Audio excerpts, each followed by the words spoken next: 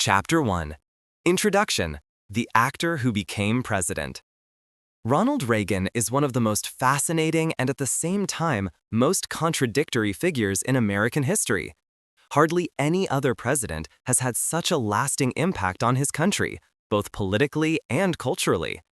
His career combines elements that at first glance hardly fit together: a child from a humble background in the Midwest, a Hollywood actor in B-movies, a union leader in the film industry, a charismatic governor of California, and finally, the 40th President of the United States. Reagan succeeded in weaving these different roles into a narrative that convinced millions of people and earned him the nickname Great Communicator. Its history is at the same time the history of an era. Reagan led the U.S. through a period of economic change, social conflict, and geopolitical upheaval. When he moved into the White House in 1981, the country was marked by inflation, energy crises, and a battered self-confidence after the Vietnam War and the Watergate scandal. The Soviet Union still seemed a serious threat, and many Americans felt that their country was in retreat. Reagan promised a turnaround, economically, morally, and politically. In doing so, he used not only political arguments, but also his extraordinary talent for telling stories. As a former actor and radio presenter, he knew how to translate complex topics into simple, catchy messages. He spoke the language of the ordinary American and combined it with an optimistic vision, a belief in the individual, in freedom, in the entrepreneurial spirit, and in the greatness of the United States. But Reagan's presidency was not only a triumph of communication. It brought about profound changes in American society. With his economic policy, Reaganomics, he relied on tax cuts, deregulation, and a strengthening of the market. Proponents see it as the beginning of a new era of growth and competitiveness. Critics, on the other hand, accuse him of exacerbating social inequalities and laying the foundations for later crises. Reagan also played a central role in foreign policy. Initially, he was considered a hardliner in the Cold War, who described the Soviet Union as an evil empire and set in motion a gigantic arms race. But in his second term in office, he became Mikhail Gorbachev's partner and made a significant contribution to the peaceful end of the Cold War. This area of tension, from aggressive anti-communist to pioneer of détente, makes his presidency particularly complex. Reagan's personality is another key to understanding his impact. He was an optimist who radiated confidence even in difficult times. He was a pragmatist who could combine ideological toughness with political instinct. And he was a man who, despite health problems, at the end of his term of office, dementia had already begun, which later completely marked him, is still considered a symbol of determination and charisma. Ronald Reagan's fascination lies not only in his political successes or failures, but also in the combination of biography, rhetoric, and zeitgeist. For many, he embodied the American fairy tale, the rise from a simple boy from Illinois to the most powerful man in the world. At the same time, he polarized like no other. For his supporters, he is a hero who gave America back pride and strength. For his critics, a president who exacerbated social inequalities and covered up complex realities with simple messages. This script traces the story of Ronald Reagan in 20 chapters, from his childhood to his years in Hollywood, to his political career and his lasting legacy. It will show how a man who celebrated his first successes in cinema and radio became the symbol of a political era. And it will ask what its rise reveals about the USA, about the power of politics, media, and narratives. Ronald Reagan was more than just a president. He was a phenomenon, a man who blurred the lines between entertainment and politics, and who is still present today in debates about the role of the state, the power of America, and the art of communication. His story is thus also a mirror of American democracy, full of contradictions, full of drama, and at the same time full of hope. Chapter 2: Childhood and Adolescence in Illinois. Ronald Wilson Reagan was born on February 6, 1911, in the small town of Tampico in the U.S. state of Illinois, an inconspicuous place that hardly gave any idea that a future president would see the light of day here. His origins were humble, shaped by the simple circumstances of the American Midwest. His father, John Edward Jack Reagan, was a shoe salesman of Irish descent, and his mother, Nell Wilson Reagan, was a devout Protestant with Scottish-English roots. Ronald was the second child of the family. His older brother Neil had been born 2 years earlier. The Reagan family never had much money. Jack Reagan changed jobs frequently and struggled with alcohol problems, which further complicated the economic situation. Despite these difficulties, he gave his son a sense of humor, openness, and political interest. Jack was a Democrat, an opponent of discrimination and anti-Semitism, and thus shaped his son's sense of justice at an early age. Nell, the mother, was the dormant center of the family. She was deeply religious, involved in the church, and taught her children values such as compassion, perseverance, and belief in one's own strength. The Reagans moved frequently in the early years, as Jack was always looking for new work. Eventually, the family settled in Dixon, a small town on the Rock River that became a formative place for Ronald.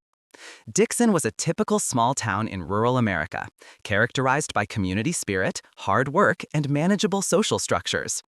It was here that Reagan experienced the childhood that would later often appear in his speeches when he spoke of the heartland of America. Even as a child, Reagan showed qualities that later made him a politician. He was communicative, could tell stories, and make others laugh. Friends called him Dutch, a nickname that recalled his plump facial features and the Dutch boy hairstyles that were popular at the time. The name remained with him into adulthood and underlined his image as a popular, uncomplicated boy. His school years in Dixon were inconspicuous, but Reagan stood out for his interest in sports and acting. He played American football, swam successfully, and was enthusiastic about theater performances. He also discovered his passion for telling stories at an early age, whether in school plays or in improvised lectures. This ability would later become one of his greatest political talents. A formative experience of his youth was working as a lifeguard on the Rock River. For several summers, Reagan oversaw the popular bathing spot and, according to his own statements, saved more than 70 people from drowning. This activity not only shaped his sense of responsibility, but also strengthened his self-confidence. The young Reagan saw himself as someone who could protect lives and help others, a role he later emphasized in politics. In addition to sports and leisure, Ronald was also active in the church. His mother encouraged his participation in religious events, and the Christian faith remained an integral part of his worldview. However, he never developed a dogmatic attitude. For him, religion was above all a source of optimism and moral orientation, which he combined with his political message of the American dream. Economically, the youth of the Reagans remained marked by uncertainty. During the Great Depression of the 1920s, the family had to make do with limited resources. Reagan learned early on to live with deprivation and to earn some extra money through his own work. These experiences shaped his image of the self-made man, the conviction that with diligence, discipline, and confidence, one can rise even from simple circumstances. The formative years in Illinois left Reagan with a deep connection to the American Midwest. Later, he often spoke of Dixon as an ideal American small town, a place that embodied the values of community, personal responsibility, and freedom. This narrative became part of his political myth. Reagan staged himself as the simple country boy who had managed to rise to the highest offices, a living example of the American dream. By the time Reagan graduated from high school in 1928, he was ready for the next step, college. But his roots in Illinois remained important to him throughout his life. Even as president, he fondly remembered the summers at Rock River, football games, and the sense of community of his youth. At a time when many Americans were suffering from social change and urbanization, Reagan's story offered a nostalgic return to a supposedly simpler, better America. Chapter 3: College Years, Sports, and First Professional Experiences. After his youth in Dixon, Ronald Reagan's path led him to Eureka College in Illinois in 1928, a small Protestant educational institution that was hardly known nationwide. The fact that Reagan was able to start studying at all was by no means a matter of course. His family was financially weak, and the college charged fees that were difficult to raise. Reagan financed a large part of his studies through part-time jobs. He worked as a dishwasher, janitor, and swimming instructor. This time taught him not only discipline, but also the ability to seize opportunities in difficult conditions, an attitude he later identified as part of his political self-image. At Eureka College, Reagan showed early on his talent for attracting people and rising to leadership positions. He studied economics and sociology, but even more important was his commitment outside the lecture hall. He played football, competed in the swimming and athletics teams, and shone as an actor in student plays. His charisma and ability to carry others along soon made him a well-known figure on campus. Reagan was also interested in politics and student life. He was elected to the student parliament and participated in protests against austerity measures by the college administration. When management planned to fire lecturers, Reagan took part in a strike that demonstrated his leadership qualities. This episode shaped his self-image. He saw himself as someone who took responsibility at the decisive moment and stood up for the community. However, Reagan's passion for storytelling and his talent as a speaker were particularly formative. He took every opportunity to speak in front of an audience, be it at theater performances, sporting events, or debating clubs. His warm voice, his humor, and his ability to put complicated issues into simple words made him a natural talent in communication. This was already where the foundation stone for the later great communicator became apparent. After graduating in 1932, Reagan, like many young Americans, faced great challenges. The global economic crisis had the country firmly in its grip, and jobs were scarce. Reagan was initially guided by his passion for sports and communication. He found a job as a sports commentator at the radio station WOC in Davenport, Iowa. There, he began to comment live on football games, often without being in the stadium himself. Instead, he read the moves of telegraph announcements and transformed them into lively, dramatic reports that captivated the audience. This ability to turn concise information into an exciting story showed his extraordinary talent for staging. He understood that it was not just facts that mattered, but how to convey them. Reagan soon became a popular voice in the Midwest, and his career in radio took off. At the same time, he continued to develop his acting. His first engagements took him to smaller theater productions, but his breakthrough came when he traveled to California in 1937 to accompany a baseball jumping training in Santa Catalina. There, he received an audition at Warner Brothers, and soon after, a contract as an actor. This was the beginning of his second great career, that as a Hollywood actor. The college years and early professional experiences shaped Reagan in several ways. They gave him confidence to see his role as a leader, and they familiarized him with the power of language and media.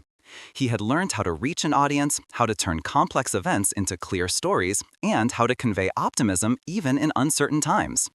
For Reagan, this period was also proof that hard work, perseverance, and the ability to seize opportunities can open doors. His story of the self-made man who achieved success from modest circumstances through sports, studies, and media work became a central element of his political myth. It was a perfect fit for the American idea that everyone can achieve great things through initiative and willpower. When Reagan finally moved to Hollywood in 1937, he had the tools that would later carry him into politics: communication skills, charisma, a sense of staging, and the conviction that his own life story was an example of the American dream. Chapter 4: Hollywood Career, from B-movie to star. When Ronald Reagan arrived in California in 1937, a whole new world opened up for him. Hollywood was the center of the American dream factory, a place where fame and success were within reach, at least for those who could assert themselves. Reagan had no big name, no acting training, and came from a humble background. But he had a warm voice, a winning smile, athletic charisma, and a remarkable ability to communicate with people, qualities that quickly made him interesting for the film studios. His entry was through Warner Brothers, who initially offered him smaller roles. In the late 1930s, Reagan was mainly seen in so-called B-movies, inexpensively produced films that complemented the main program. Here he played supporting roles as an athlete, soldier, or young lover. Although these films were rarely great successes, they gave him presence and routine. Reagan was not an outstanding character actor, but he knew how to appear credible and create a sympathetic closeness. The first major success came in 1940 with the film Knute Rockne, All-American. Reagan played the football player George Gipp, who dies of an illness and speaks the famous sentence before his death: "Win just one for the Gipper." This role not only brought him recognition, but also a nickname that would accompany him throughout his life: the Gipper. Many years later, he took up this name in political speeches and staged himself as a fighter who was supposed to lead his team, in this case, the nation, to victory. In the years that followed, Reagan remained a sought-after actor, even if he never achieved the status of a big star like Clark Gable or Humphrey Bogart. Above all, he embodied the average American: athletic, friendly, down-to-earth. His roles reflected those qualities that were to shape his later political image. During World War II, Reagan was drafted into the Army, but not sent to the front. Due to his poor eyesight, he served in the Army Air Force and worked primarily in the film production unit. There, he participated in training and propaganda films produced for the troops and the home front. This work strengthened his reputation as a reliable actor who could convincingly convey patriotic messages. After the war, Reagan tried to continue his career, but the big leading roles failed to materialize. He starred in films such as King's Row, 1942, which is often considered one of his best films, or in westerns and love stories of the late 1940s. But Hollywood changed, and Reagan remained more in the middle of the stars. More important than the film career itself, however, was the role that Hollywood played in Reagan's self-image. He became acquainted with the mechanisms of staging, screenplay, and camera, skills that he would later use masterfully in politics. He understood how images work, how to wrap a message in a story, and how important it is to always be optimistic and charismatic. Another decisive aspect was his involvement in the Actors Union, the Screen Actors Guild, SAG. Reagan was elected to the board as early as the 1940s and finally as president in 1947. In this role, he experienced the turbulent years of the McCarthy era, when accusations of communist infiltration divided the industry in Hollywood.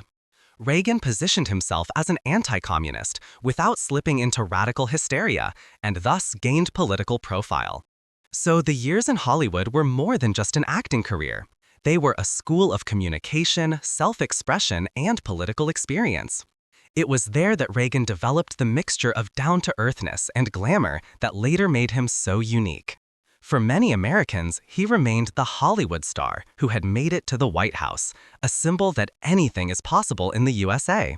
Even though his filmography remained manageable compared to other actors, Reagan created an image that has endured in memory: the friendly, upright American who stands up for good.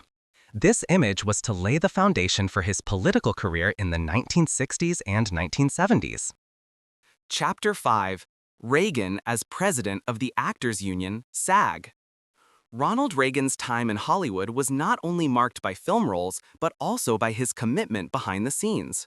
His work in the Screen Actors Guild, SAG, the actors union that had been founded in the 1930s to represent actors vis-a-vis the major studios, was particularly formative. Reagan joined the SAG early and was soon elected to the board. In 1947, his colleagues finally elected him president, an office he held for several years and which had a decisive influence on his political influence. The 1940s were a time of upheaval in Hollywood. The Second World War had changed the film industry considerably, and after the end of the war, a new phase of uncertainty began. On the one hand, cinema was still the leading medium in the USA. On the other hand, a new competitor was pushing onto the market in the form of television. In addition, the working conditions of the actors were criticized. Many contracts tied actors to studios in the long term and significantly restricted their freedom. SAG tried to make improvements here, a difficult undertaking in an industry where the studios had enormous influence. Reagan proved to be a skillful mediator. He was not a radical trade unionist, but sought compromises that were acceptable to actors and studios. This attitude earned him recognition, even if some critics accused him of being too soft on the studios. Crucially, however, Reagan learned to moderate between different interests, a skill that would later become central to his political career. During this time, politics also played an increasingly important role. The years after the war were marked by the fear of communist infiltration, which was particularly discussed in Hollywood. The Congressional Committee on Un-American Activities, HUAC, began hearings in 1947 in which actors, screenwriters, and directors were questioned about their political views. Reagan, who was SAG president at the time, had to position himself. He took a clear stand against communist influences in the film industry, warned against infiltration by political groups, and supported the work of the investigators to a certain extent. At the same time, however, he rejected extreme measures. Unlike some of his contemporaries, he did not participate in the witch hunt that destroyed many careers. Reagan tried to take a middle course. He professed anti-communism, but remained moderate enough to present himself as a credible representative of all actors. The disputes of these years sharpened Reagan's political profile. He developed a clear skepticism towards left-wing movements and strengthened his belief in the values of freedom, individualism, and patriotism. At the same time, he made contacts with influential personalities from politics and business who increasingly perceived him as a political actor. Reagan's role in the SAG also showed his ability to appear publicly and persuade. As a union leader, he regularly spoke to large groups, negotiated with club representatives, and appeared in the media. He proved that he was not only an actor, but also an organizer, speaker, and mediator. These experiences unconsciously prepared him for the political struggle he would wage years later. In addition to his work in the SAG, Reagan was increasingly involved in social debates. He gave speeches for various organizations, appeared as a moderator at events, and took every opportunity to express his views. Initially as a Democrat, he increasingly moved towards more conservative positions, a development that was to be decisive in the coming years. The years as SAG president thus mark a turning point in Ronald Reagan's biography. The actor who played roles in B-movies became a man who took political responsibility and was able to assert himself in a polarized time. He gained experience in leadership, negotiation, and public speaking, all of which would later pave the way for him to the governor's mansion of California and finally to the White House. Chapter 6. Political Rapprochement, from Democrat to Republican. Ronald Reagan's political career is closely linked to a remarkable change of direction, from a staunch Democrat to a leading Republican. This development did not happen overnight, but in a longer process that reflected both personal experiences and social upheavals. In his younger years, Reagan was firmly anchored in the camp of the Democrats. His father, Jack, was a staunch Democrat, and Ronald shared his views for a long time. In the 1930s, during the Great Depression, it was President Franklin D. Roosevelt in particular, with his New Deal, that gave hope to millions of Americans. Reagan was also enthusiastic about Roosevelt's charisma and his ability to hold the country together in a time of greatest need. As a radio host and young actor, he passionately defended the policies of the New Deal, which created jobs, strengthened Social Security, and strengthened faith in the state as a helper. During this time, Reagan saw the state as a necessary partner that had to intervene in times of crisis. He supported trade union concerns and spoke out in favor of social reforms. Many of his friends and colleagues in Hollywood shared this attitude, so Reagan moved in a political environment characterized by liberal and progressive ideas. But over the years, his view began to change. Initially, the work in the Screen Actors Guild played a role. As president of the union, he had to deal with complicated conflicts of interest in which he had to find compromises. In the process, he increasingly came across groups that, in his view, made demands that were too radical or ideological. Reagan viewed the influence of communist currents in trade unions and cultural organizations with growing skepticism. In addition, in the late 1940s and 1950s, he experienced how the political landscape in the USA became tougher. The Cold War shaped thinking, and the fear of Soviet influence reinforced Reagan's anti-communist stance. He began to perceive the Democrats as a party that he saw as too soft on left-wing movements. Personal circumstances also played a role. His marriage to actress Jane Wyman broke up in 1948, and Reagan went through a period of reorientation. He began to think more about his role in public life and looked for new ways to get involved. During this time, he received offers as a spokesperson for companies, especially General Electric. The cooperation with General Electric became a decisive step. From the 1950s onwards, Reagan traveled the country, giving lectures in factories and to workforces. In these speeches, he spoke about individual responsibility, the dangers of excessive bureaucracy, and the importance of freedom in the economy and society. Although these speeches were initially intended to strengthen the company's image, for Reagan they became a stage on which he developed his political philosophy. He discovered how well his messages were received by the audience. His rhetoric changed. The former supporter of the New Deal became a critic of the big government. Reagan increasingly argued that government intervention would stifle personal initiative and inhibit prosperity. He argued for lower taxes, less regulation, and a strengthening of entrepreneurship, issues that would later define him as a Republican politician. The political turnaround was finally also reflected in his party affiliation. In 1962, Reagan officially declared that he was leaving the Democratic Party and becoming a Republican. His famous sentence, "I didn't leave the Democratic Party, the party left me," summed up how he felt about the change. It was not he who had changed, the Democrats who had moved to the left and lost their connection to the center of society. This step was not only a personal decision, but also an expression of a larger trend. Many Americans who had supported the New Deal in the 1960s felt alienated in the 1960s. Issues such as the civil rights movement, anti-war protests, and growing state bureaucracy led to sections of the white middle class and working class switching to the Republicans. Reagan embodied this change and became a mouthpiece for those who longed for a simpler, more patriotic, and more free market America. This laid the foundation for his political career. The actor and trade unionist had become a convinced Republican who was soon to take the step into the political limelight. Chapter 7. Reagan as Governor of California, 1967 to 1975. When Ronald Reagan announced his candidacy for Governor of California in 1966, many initially thought it was a PR stunt. A former actor who wanted to take over the government of the most populous state? But Reagan was no longer a pure entertainer. His years as a speaker for General Electric had made him a practiced political communicator, and his sharp criticism of big government resonated with broad sections of the population. The 1960s were a time of social upheaval. Student protests, the civil rights movement, rising crime, and economic worries shaped the climate. Reagan presented himself as a candidate who stood for order, conservative values, and economic freedom. In the 1966 election campaign, he presented himself as an outsider who was not part of the political establishment. He appealed to the silent majority of Californians who were dissatisfied with the student riots at universities like Berkeley and felt that the state was losing control. Reagan used clear messages, such as the slogan, "Let's make California great again." With his warm voice, humor, and ability to present complex issues in a simple way, he won the trust of many voters.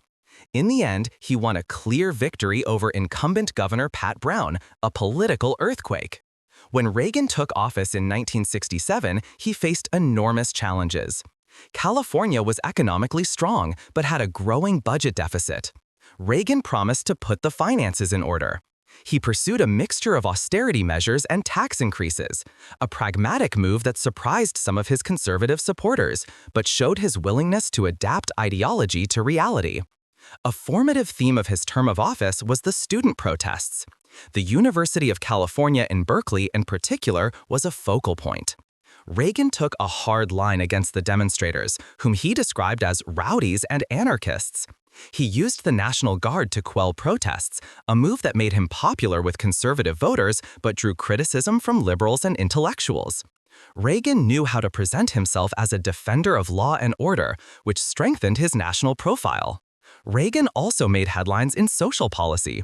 He criticized programs that he believed promoted dependence on the state and initiated reforms in the area of social welfare. At the same time, however, he showed pragmatism.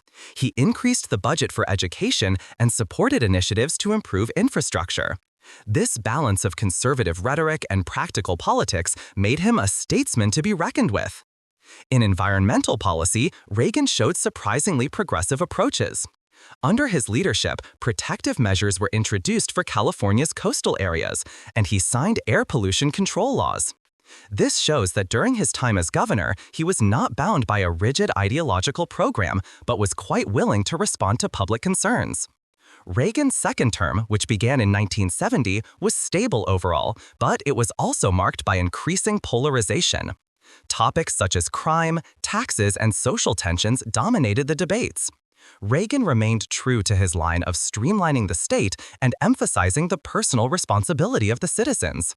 In the process, he developed the political messages that would later shape his presidency: less state, more market, more freedom. At the same time, Reagan used his time as governor to gain national attention. He gave speeches across the country, supported Republican candidates, and made contacts with party leaders. Soon, he was considered a potential presidential candidate.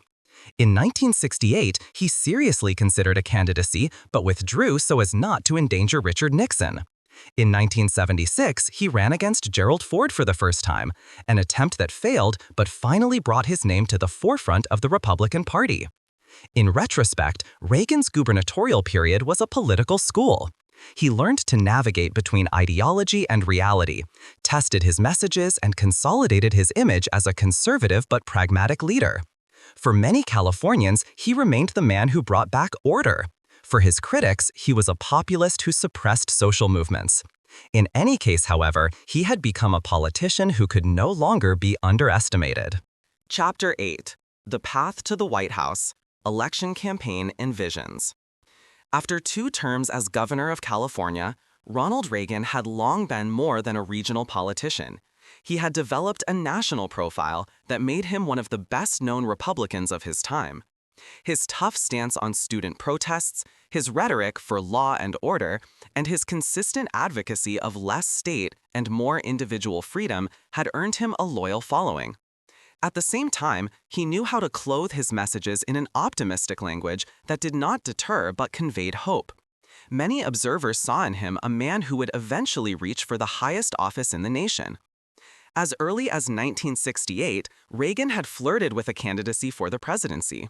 He was still relatively inexperienced on the national stage, and so his role remained above all that of an outsider, signaling to the Republican establishment that he was a force to be reckoned with in the future. In 1976, he then dared to attack openly. He ran against the incumbent President Gerald Ford in the primaries. Reagan was able to mobilize a large part of the conservative base, which Ford considered too moderate. He achieved impressive victories in several states, but in the end, it was not enough to beat Ford. The narrow defeat, however, finally made Reagan the leading figure of the conservative wing of the party. After this defeat, Reagan waited, but he used the years to sharpen his messages and consolidate his support base. He traveled the country, gave countless speeches, wrote columns, and spoke on radio shows.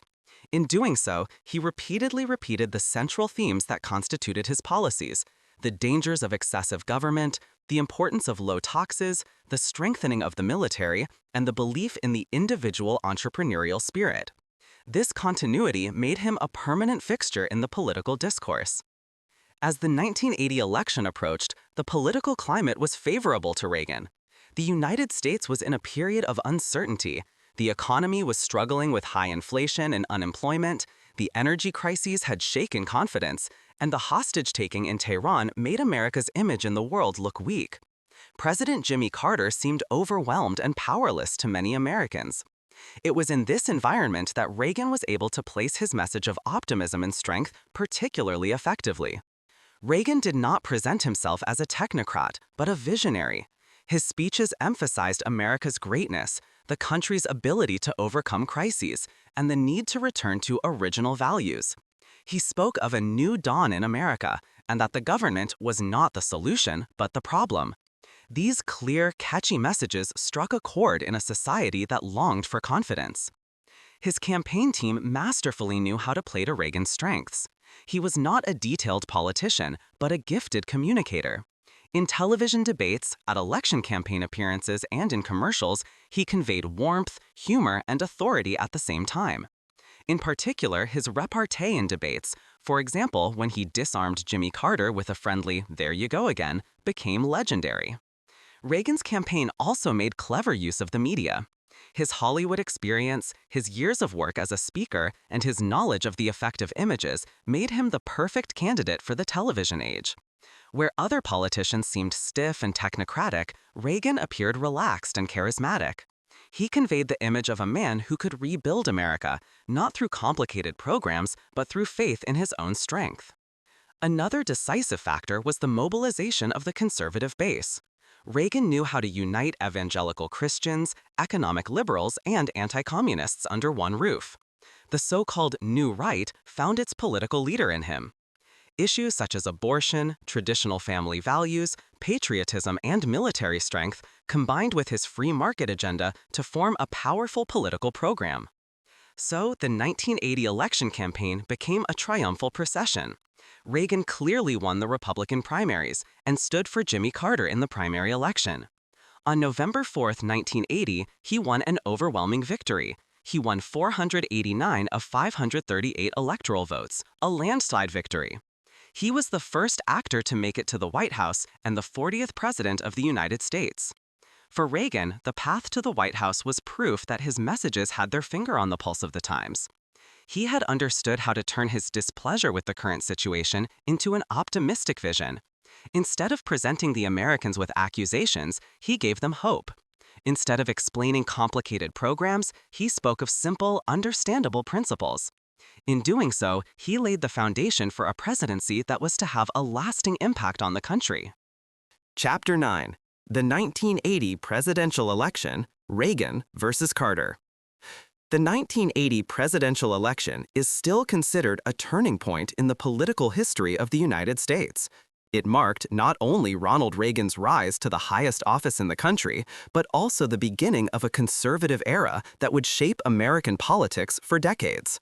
To understand why Reagan was able to win such a clear victory in this election, one must look at the mood in the USA at the end of the 1970s. President Jimmy Carter, who had taken office in 1976 as a beacon of hope, was confronted with a wealth of problems in 1980. The economy suffered from an unusual combination of high inflation, rising interest rates, and high unemployment at the same time, a phenomenon known as stagflation. Millions of Americans felt that the government had no answers to their economic concerns. In addition, there were the energy crises, which led to petrol rationing, long queues at petrol stations, and rising prices. In terms of foreign policy, the situation was hardly better. The hostage-taking in Tehran, in which Iranian revolutionaries detained 52 American diplomats, humiliated the United States for months. Images of desperate hostages and failed liberation operations shaped Carter's reputation. Many Americans saw their country, which had once been considered the undisputed superpower, in a phase of weakness.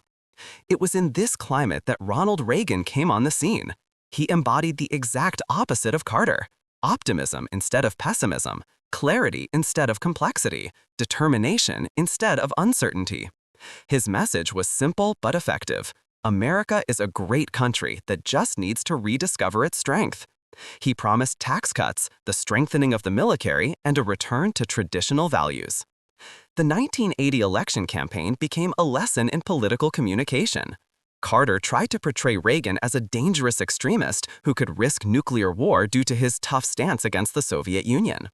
But Reagan met these attacks with composure and humor. In television debates, he appeared confident, smiling, and quick-witted. His famous phrase, "There you go again," with which he refuted Carter's accusations, became a symbol of his superiority. The television debate a few days before the election was particularly decisive. Millions of Americans saw Reagan appear friendly, calm, and convincing, while Carter seemed tense and defensive. At the end of the debate, Reagan asked the question, "Are you better off than you were 4 years ago?"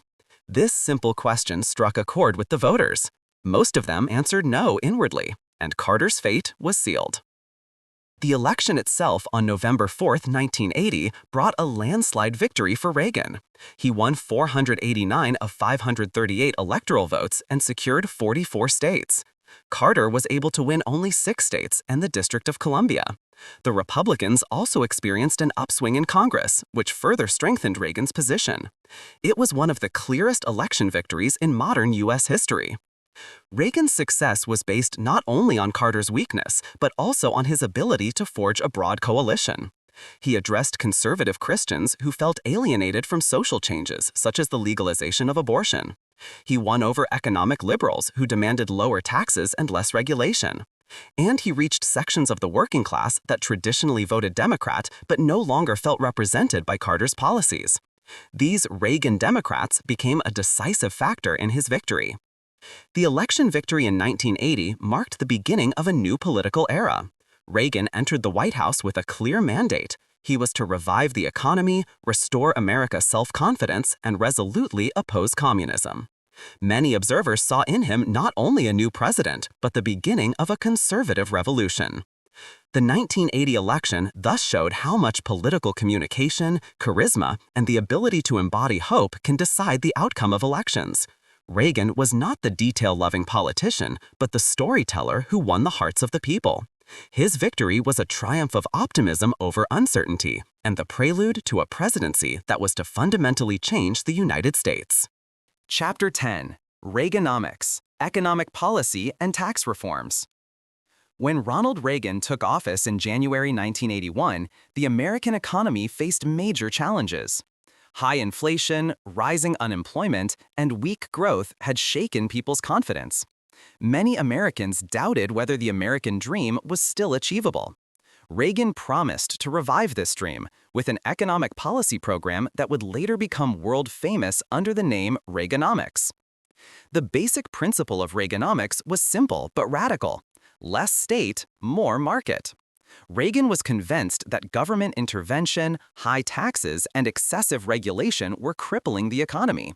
Instead, the entrepreneurial spirit should be fostered so that investment, innovation, and growth could take place. His goal was to create a dynamic that would allow wealth to flow from the top down through society, a concept that was later referred to as trickle-down economics. A central element was massive tax cuts. As early as 1981, Congress passed the Economic Recovery Tax Act, one of the largest tax reforms in American history. Income tax was drastically reduced. The top tax rate fell from 70% to 50%, and middle and lower incomes also benefited from relief. Reagan argued that people and businesses would invest and consume more if they had to pay less tax. At the same time, his government relied on deregulation. Regulations that they felt burdened companies were abolished or relaxed. This particularly affected the energy, finance, and communications sectors. Reagan wanted to unleash the forces of the market and encourage innovation. Critics warned that this would pose long-term risks to stability and security, a debate that reverberated into the 2008 financial crisis. A third pillar of Reaganomics was the fight against inflation. Reagan supported the hard monetary policy of the Federal Reserve under Paul Volcker, which was supposed to curb inflation through high interest rates. This initially led to a recession in the early 1980s, but in fact, inflation fell afterwards and the economy rebounded strongly. At the same time, Reagan relied on reducing government spending, at least in some areas. Social programs such as welfare and food aid were cut, which particularly affected poor sections of the population. However, government spending increased massively in another area, the military. Reagan wanted to expand the military strength of the USA in order to counter the Soviet Union in the Cold War. Defense spending grew enormously, which far exceeded the savings in other areas. Reaganomics had a profound impact. In the first few years, there was harsh criticism, as the recession cost many people jobs. But from 1983 onwards, the USA experienced a strong upswing. Inflation was under control, millions of jobs were created, and growth was strong.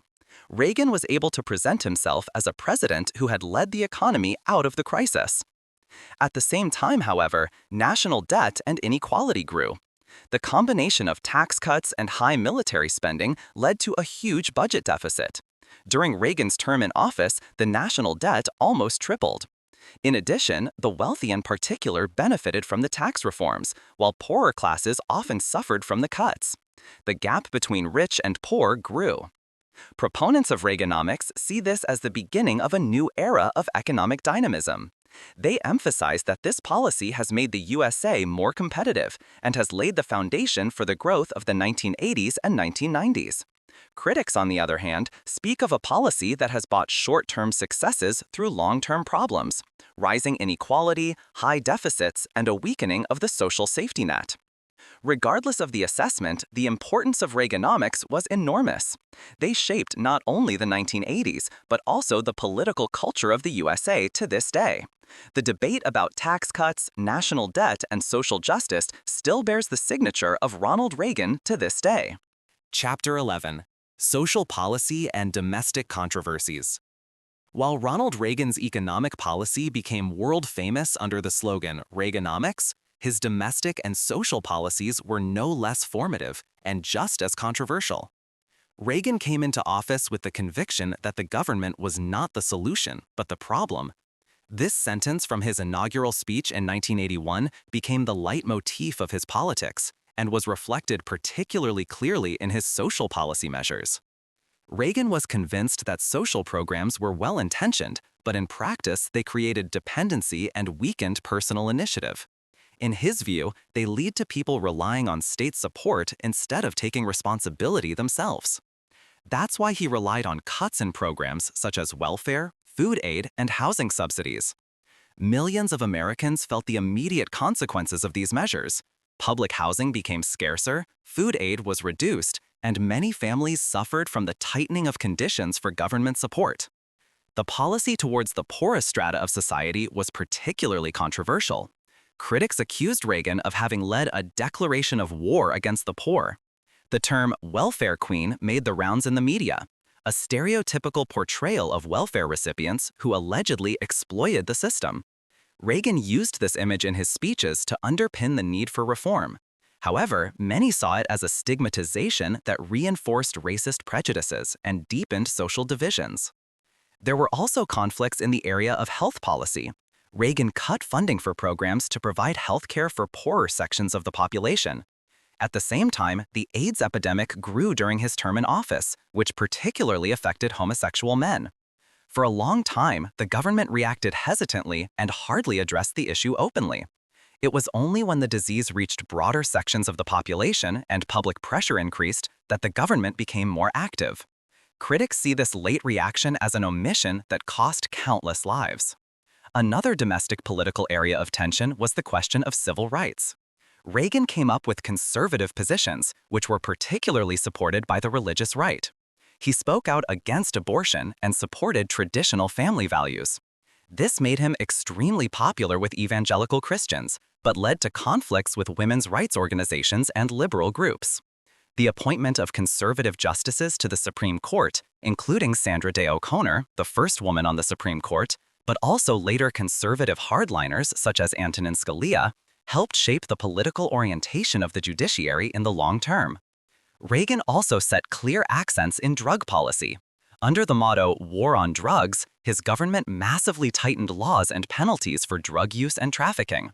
Although this policy was officially aimed at fighting crime, in practice it led to a drastic increase in incarceration, especially of African Americans and Latinos. Entire communities suffered the consequences of this policy, which is still considered one of the most controversial decisions of his term in office. At the same time, Reagan knew how to show himself to be pragmatic on other domestic issues. In cooperation with the Democratic-dominated Congress, he was willing to make compromises.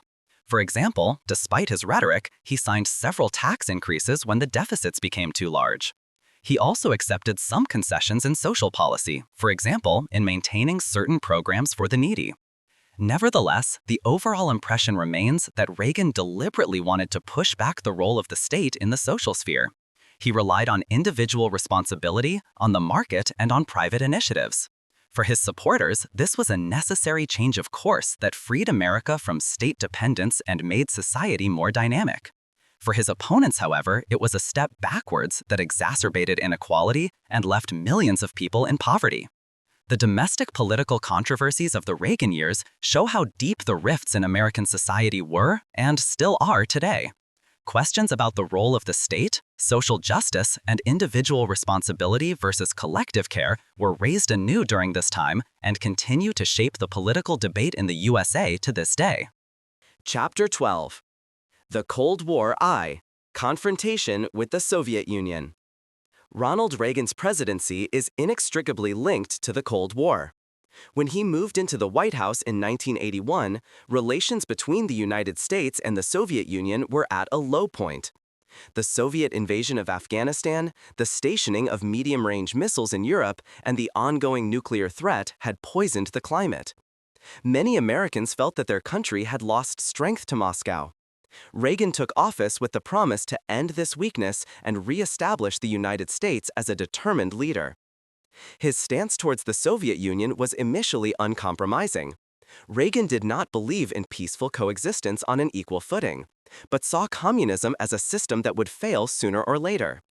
In a speech, he referred to the Soviet Union as the evil empire. This sharp rhetoric was deliberately chosen.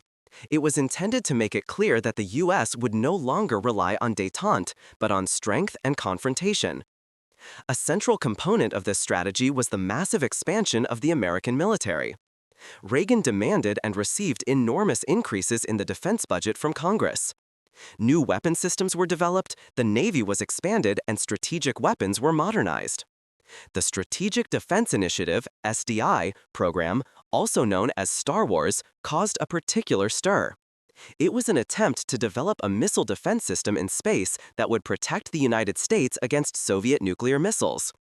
Even though many experts considered SDI to be technically hardly feasible, it showed Reagan's political will to secure the military superiority of the USA.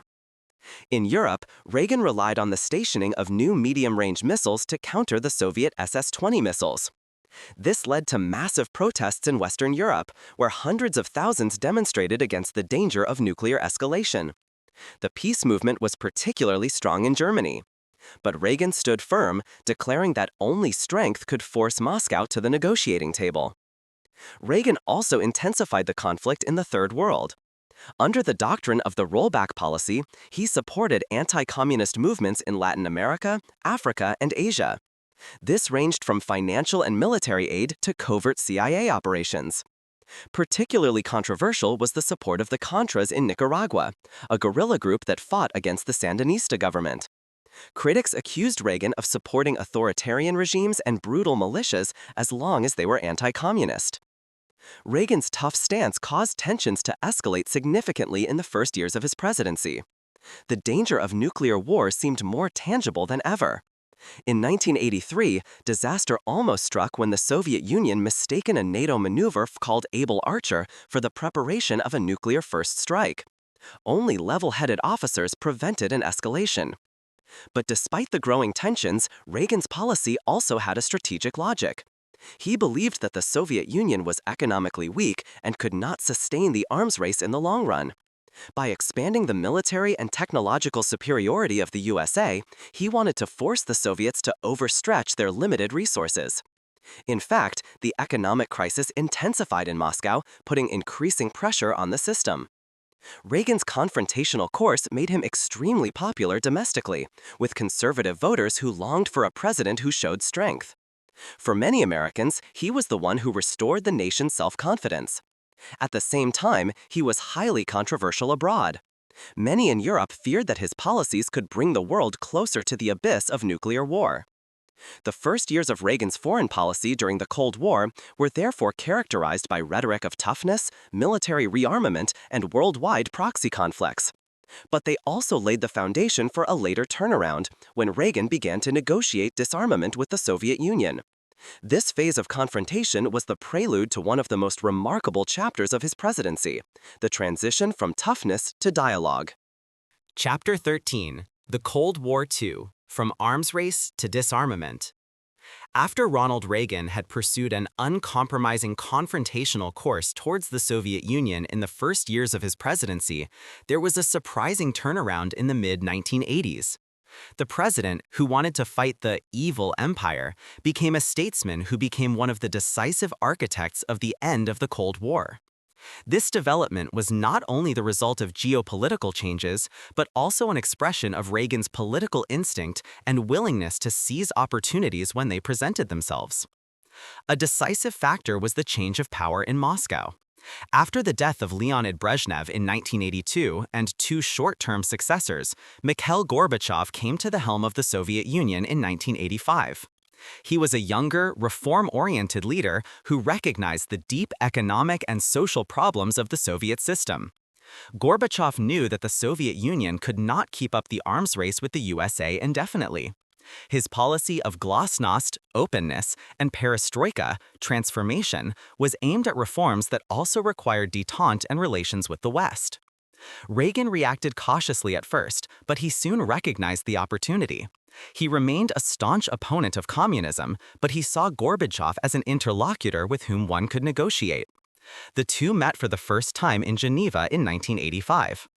Although the negotiations did not produce any immediate breakthroughs, a personal contact was established that formed the basis for future progress.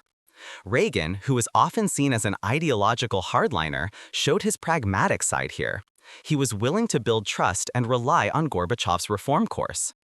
The decisive breakthrough came in 1986 at the summit in Reykjavik, Iceland.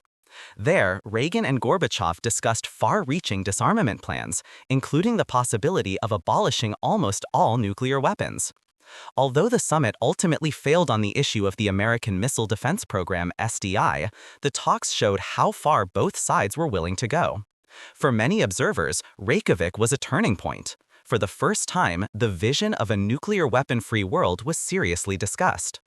The negotiations finally led to the conclusion of the Intermediate Range Nuclear Forces Treaty (INF) in 1987. In this historic agreement, the US and the Soviet Union committed to abolishing an entire category of nuclear weapons, intermediate-range missiles. Thousands of missiles were actually destroyed, and on-site inspections ensured transparency and trust. The INF Treaty is still considered one of the greatest successes in the history of arms control. Reagan knew how to stage this development in a communicative way.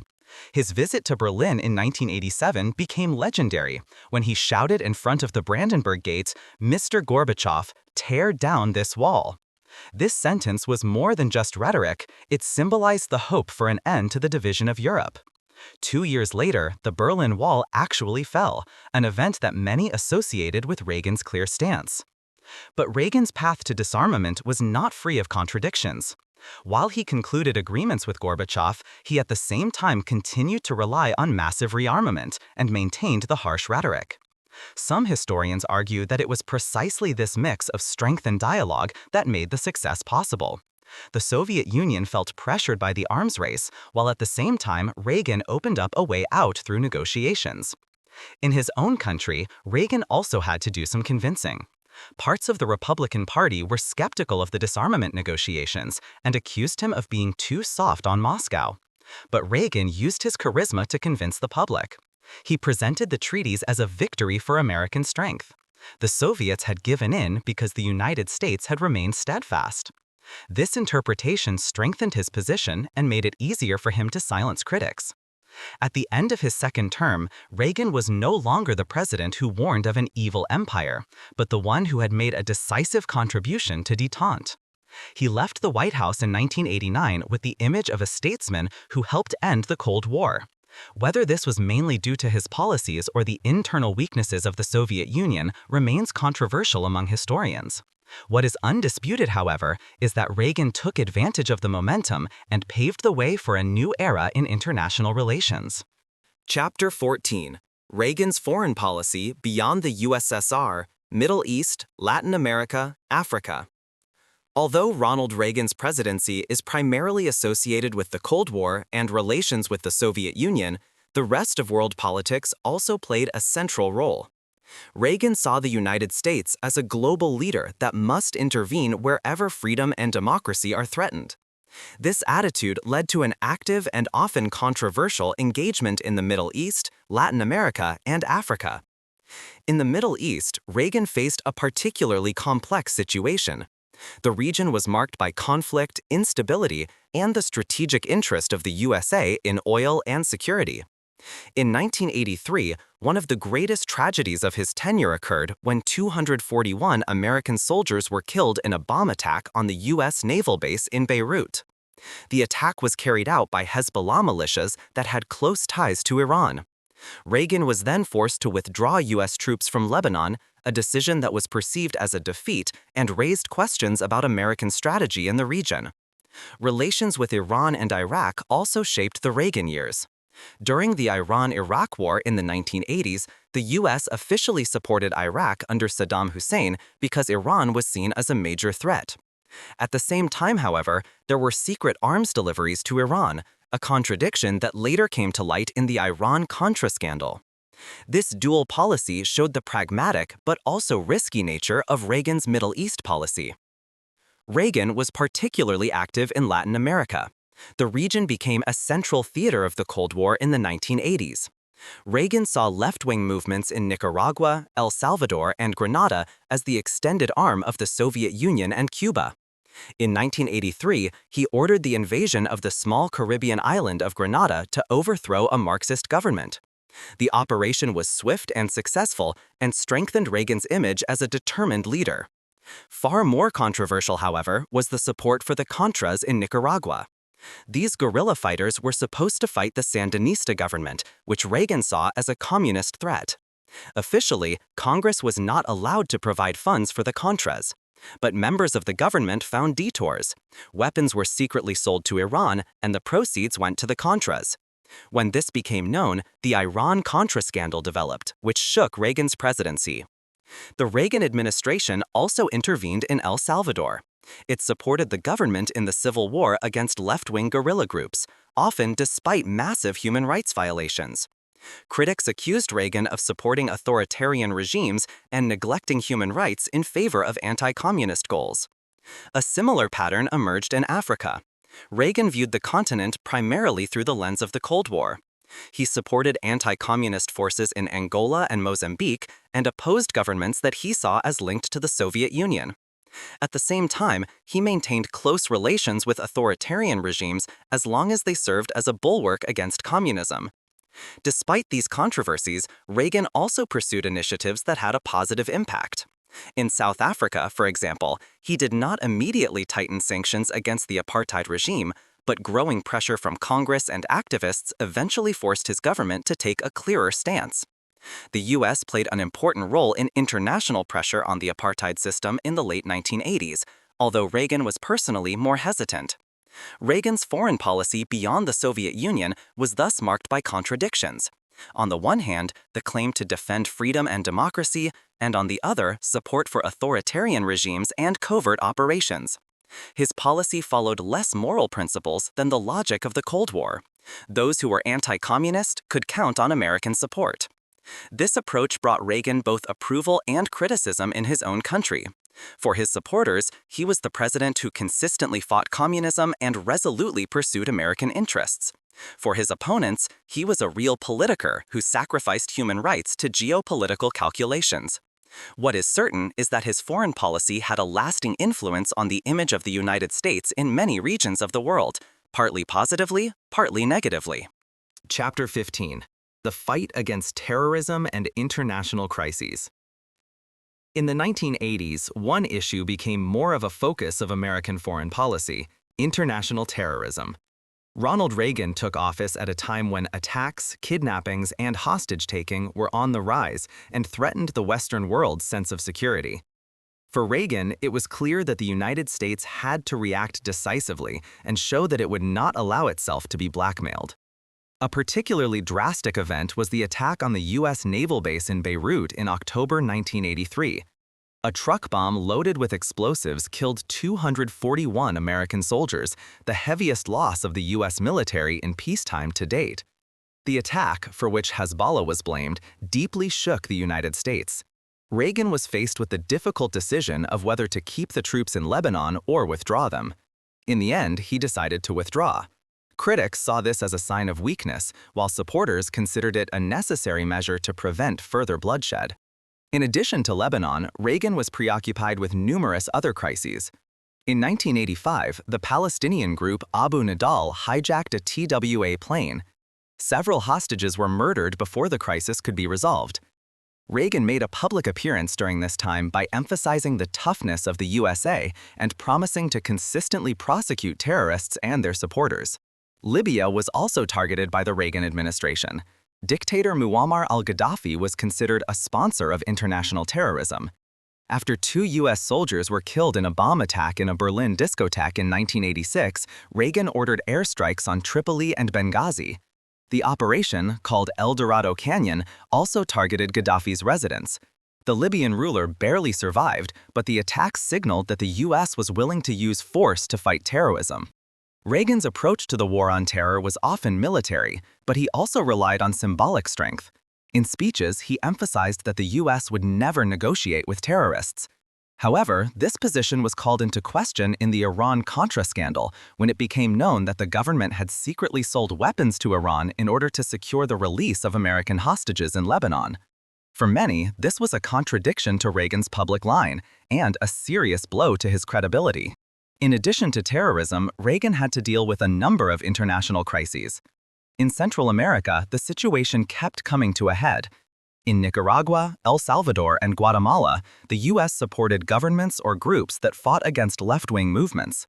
In Grenada, U.S. troops intervened in 1983 to overthrow a Marxist government. This intervention was militarily successful and became popular domestically, as it confirmed the image of a president who was strong in action. Reagan also had a presence in Asia and Africa. In the Philippines, he initially supported the authoritarian President Ferdinand Marcos, but switched when the population rose up against him. In doing so, the U.S. government indirectly contributed to the peaceful revolution that forced Marcos into exile in 1986. In South Africa, on the other hand, Reagan remained hesitant. He spoke out against apartheid, but for a long time refused to impose harsh sanctions, considering the country an anti-communist ally. Only under pressure from Congress and the public did he give in. Reagan's handling of international crises shows the tensions in his politics. On the one hand, the claim to demonstrate strength and fight terrorism. On the other hand, pragmatic decisions that did not always coincide with his words. He used military power when he felt it was necessary, but he also did not shy away from backing down when the risks became too great. To his supporters, he was the president who restored respect to America. For his critics, he was a leader who often relied more on staging than on long-term strategies. What is undisputed, however, is that Reagan's presidency laid the foundations for American anti-terror policy in the decades that followed, a policy based on toughness, determination, and, if necessary, military force. Chapter 16: Reagan and the Media, the Great Communicator. Ronald Reagan was nicknamed the Great Communicator during his lifetime. No other president of the 20th century understood as well as he did how to use the power of words, images, and the media for his politics. His career in Hollywood and radio had taught him early on how to tell stories, arouse emotions, and captivate an audience. He made this talent a central instrument of his presidency. Reagan already set the tone in his inaugural speech in 1981. With simple, clear messages, he conveyed an image of America as a country of unlimited opportunities, which is only slowed down by excessive bureaucracy. He did not speak in complicated technical terms, but in metaphors and images that everyone understood. His famous sentence, "Government is not the solution to our problem, government is the problem," was concise, memorable, and left no doubt about its message. Reagan knew that in modern politics, it is not only facts that count, but above all, narratives. He knew how to reduce complex issues to core messages that stuck in people's heads. Whether he spoke of morning in America, of the evil empire, or of the fact that a new dawn was imminent, he always associated politics with optimism and hope.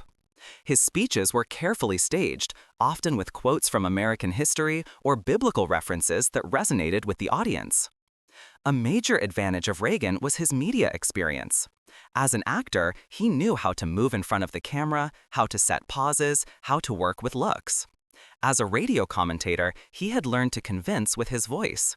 These skills gave him a natural presence that other politicians often lacked. Even critics had to acknowledge that Reagan had an extraordinary gift for inspiring trust and sympathy. Reagan's team made targeted use of the media. Press conferences, television appearances, and photo opportunities were carefully prepared.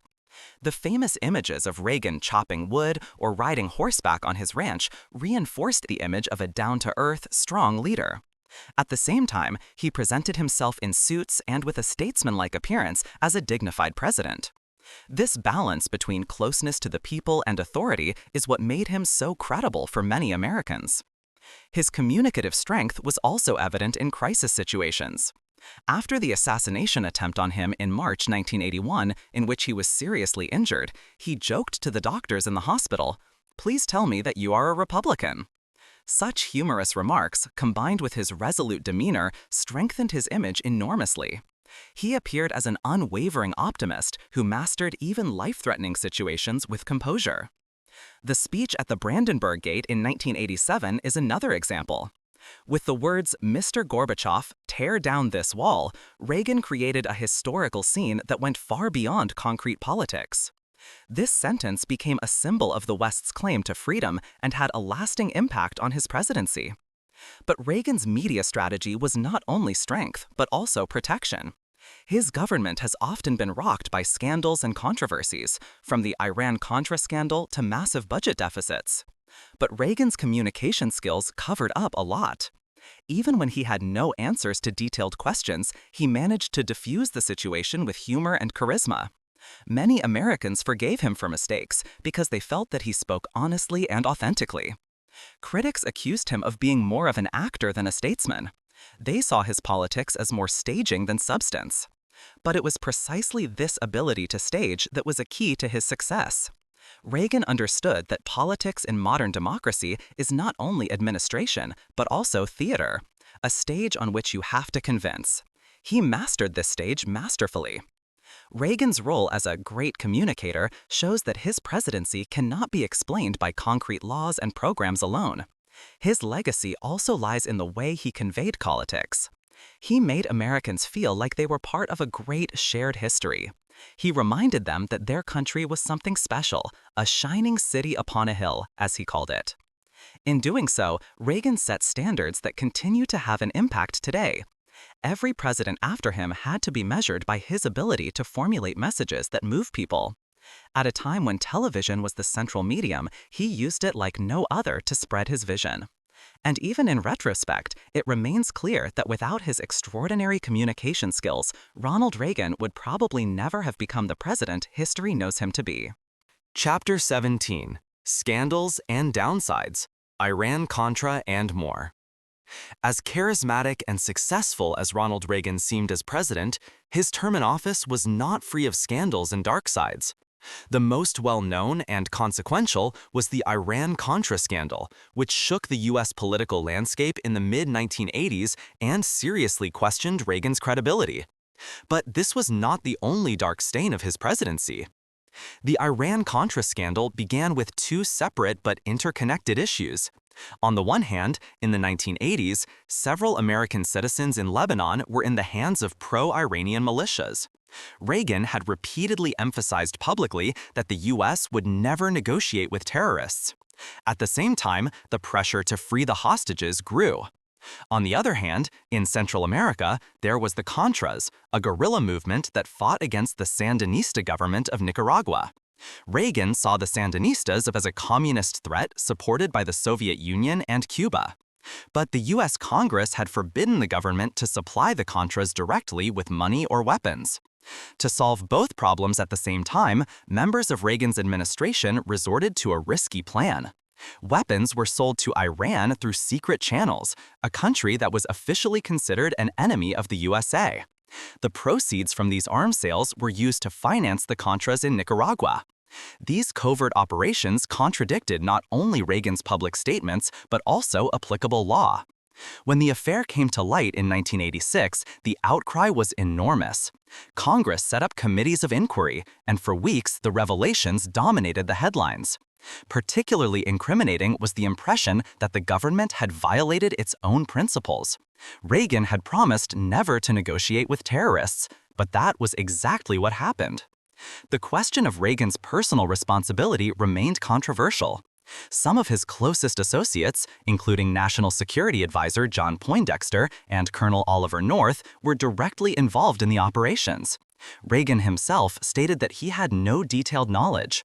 Many Americans believed him. Others considered it implausible that the president had not known about such a large company. In the end, Reagan was accused of either not having control over his administration or of deliberately telling the untruth. The Iran-Contra scandal greatly weakened Reagan's authority, especially in his second term. Although he survived the crisis politically, impeachment proceedings were never seriously considered, the image of the immaculate, upright president began to crack. In the polls, his confidence dropped, even if he was able to recover later. In addition to Iran-Contra, there were other downsides. The massive budget deficits and the rising national debt weighed on the credibility of his economic policy. Many experts warned that the combination of tax cuts and military spending could destabilize the USA in the long term. Reagan promised balanced budget management, but by the end of his term, the deficit was higher than ever before. The social consequences of his policies were also not without criticism. The cuts in social programs exacerbated poverty in some regions, while the wealthy benefited disproportionately from the tax cuts. The growing gap between rich and poor became a defining feature of the 1980s. In addition, there were accusations of a lack of response to the AIDS crisis. While the epidemic claimed more and more victims in the 1980s, the government hardly reacted for a long time. It was only late that Reagan spoke publicly on the subject, which many activists perceived as indifference. For his critics, this showed a fatal blindness to one of the biggest health crises of our time. Despite all these scandals and controversies, Reagan managed to maintain his reputation. Although his popularity declined in the meantime, his charisma and ability to communicate helped him regain trust. At the end of his term in office, he left behind a mixed picture: a president who celebrated successes on the international stage and reshaped American society, but also one whose policies left deep marks and problems. Chapter 18: The Second Term and the Legacy of the Cold War. Ronald Reagan's second term in office, which began in 1985, was marked by a mixture of successes, scandals, and historic decisions. While his first term in office was mainly determined by the economic turnaround and the confrontational course towards the Soviet Union, the second term in office developed into a phase of rapprochement and détente in the Cold War. At the same time, Reagan had to struggle with the consequences of the Iran-Contra scandal, which in the meantime severely damaged his reputation. The beginning of the second term of office was initially marked by self-confidence. Reagan had won the 1984 election with an overwhelming victory. He won 49 out of 50 states. This mandate seemed to give him almost unlimited political freedom of action. But it soon became apparent that his domestic political agenda was faltering. The Democrats controlled the House of Representatives, and many of his initiatives, such as deeper social cuts or further tax reforms, met with resistance. In foreign policy, however, a new dynamic opened up. In 1985, Mikhail Gorbachev was a Soviet leader who wanted to reform the Soviet Union and relieve it internationally. Reagan recognized the opportunity and began to break away from the confrontational politics of the early 1980s. The summits in Geneva, 1985, Reykjavik, 1987, and Moscow, 1988, marked a new high point in U.S.-Soviet relations. In particular, the INF Treaty of 1987, which abolished an entire category of intermediate-range nuclear missiles, was a historic breakthrough. Reagan's role in this development is still the subject of debate today. His supporters emphasized that it was precisely his tough stance in the early years, the rearmament, the Star Wars initiative, and the clear rhetoric that put pressure on the Soviet Union and forced Gorbachev to reform. Critics, on the other hand, see the turnaround more as being due to the internal weaknesses of the Soviet system and accuse Reagan of initially hindering détente. Regardless of this assessment, it is clear that without Reagan's willingness to engage in dialogue in his second term, the end of the Cold War would hardly have been so peaceful. While he celebrated successes in foreign policy, Reagan was overshadowed domestically by the Iran-Contra scandal. The revelations in 1986 that his government had secretly sold weapons to Iran and financed the Contras in Nicaragua shook confidence in the president. Many Americans wondered if Reagan had lost control of his administration or if he had deliberately violated the law. Committees of inquiry dominated the headlines for months. Reagan himself presented himself as ignorant and overwhelmed, a portrayal that some forgave him but others saw as an excuse. Despite this crisis, Reagan managed to stabilize his reputation in the last years of his term in office. The successes in the disarmament negotiations, Gorbachev's growing popularity in the West, and the symbolic power of Reagan's appearances, such as his famous speech at the Brandenburg Gate in 1987, outshone many of the dark sides. Reagan knew how to act as a president of hope and optimism, even if the reality was often more complex. His legacy during the Cold War is multifaceted. On the one hand, he is considered by many Americans to be the president who defeated communism. His rhetoric of the evil empire and his resolute demeanor, so the story goes, brought the Soviet Union to its knees. On the other hand, he was also the one who sought dialogue, made compromises, and built trust. This mixture of toughness and dialogue made him one of the central actors in the transition from the Cold War to détente. When Reagan left the White House in 1989, the world was at the beginning of a new era. The Soviet Union still existed, but its dissolution was already on the horizon. The Cold War, which had shaped the world for 4 decades, was nearing its end. Reagan played a decisive role in this, be it through pressure, be it through dialogue, be it through the embodiment of an America that once again believed in its strength. Chapter 19. After the presidency, withdrawal, illness, and remembrance. When Ronald Reagan left the White House in January 1989 after 8 years, he did so with a smile and a high reputation. He left behind an America that had recovered economically and was once again self-confident internationally. His farewell speech, in which he described the United States as a shining city upon a hill, summed up his optimistic view of the world. But life after politics presented him with new challenges that went far beyond the glory of his presidency. After his term in office, Reagan moved back to California with his wife Nancy. There, he moved into a villa in Los Angeles, and later also the Rancho del Cielo, his beloved ranch in the hills of Santa Barbara. The ranch had been a retreat for him during the presidency, a place where he could ride horseback, repair fences, and chop wood. Here, he enjoyed the peace and quiet and the simple work, which had always been a symbol of down-to-earthness for him. Politically, Reagan initially held back, but he remained an important symbolic figure of the Republican Party. He gave speeches, wrote memoirs, and supported candidates who wanted to continue his policies. His successor, George H.W. Bush, in particular benefited from Reagan's popularity, even if Bush took a more pragmatic course. In the 1990s, Reagan increasingly became a kind of elder statesman whose word carried weight, even if he himself was no longer actively involved in politics. In 1994, however, Reagan made public a personal decision that moved the nation. In a handwritten letter to the American people, he announced that he had been diagnosed with Alzheimer's. The letter was marked by an impressive clarity and dignity. Reagan wrote that he would begin the sunset of his life's journey, but that he would always carry the memories of his country and his fellow citizens in his heart. Millions of people responded with compassion, and his openness helped raise awareness of the disease. Reagan spent the following years largely withdrawn. Nancy Reagan took on the role of the caring wife and, at the same time, publicly fought for research in the field of Alzheimer's. The couple became a symbol of dignity in old age and of dealing with serious illness.